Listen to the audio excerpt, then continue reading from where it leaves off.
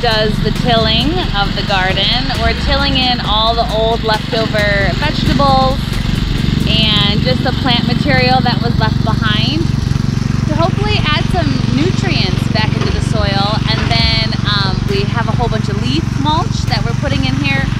Hopefully that'll loosen up the soil for next year. It was so, I wonder if it's clay. I don't know for sure, but really compact soil. So we're adding in a bunch of leaf material. You can see here. This is the potato that Joel kicked up while he was tilling. And if you look at that. It had such potential. It looks so good. But not quite. Anyway, so a quick recap of our gardening. Like, we had some major successes. Our onions were amazing, our red onions. And then our chives were really good. Our radishes were really good. Our green beans, purple beans, yellow beans were really good. Our cucumbers tasted horrible. They were really bitter and really gross. So cucumbers were a total failure. They were huge. I mean, they were just like this big, just giant cucumbers, but they tasted awful. So I think maybe that's a nutrient problem. And then the cantaloupes, the kids said that they liked the cantaloupes, but I thought they were kind of just watery and tasteless. And then the carrots were pretty good, like a little bit bitter, but pretty good. They grew like decent size and carrots were okay. And then what else did we grow? The tomatoes were really good. The little sun golds were really good. Whoa. The sun golds were really good. And what else? I gotta look at the garden.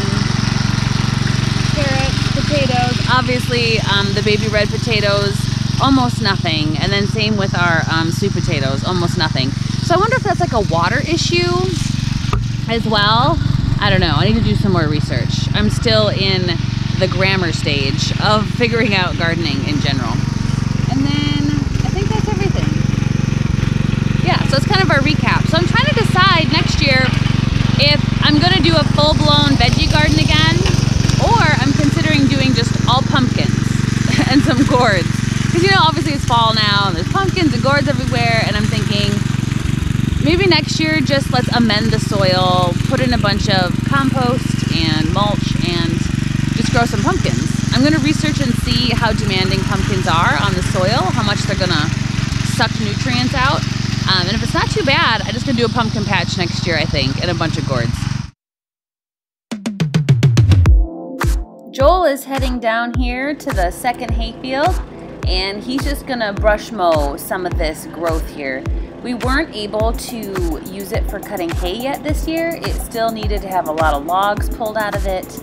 And we found a metal post that we had to pull out. And you can see those big thorny trees that we cut down on a previous video. I'll link that down below, where we cleared all the trees out of this area to make it into a second hayfield.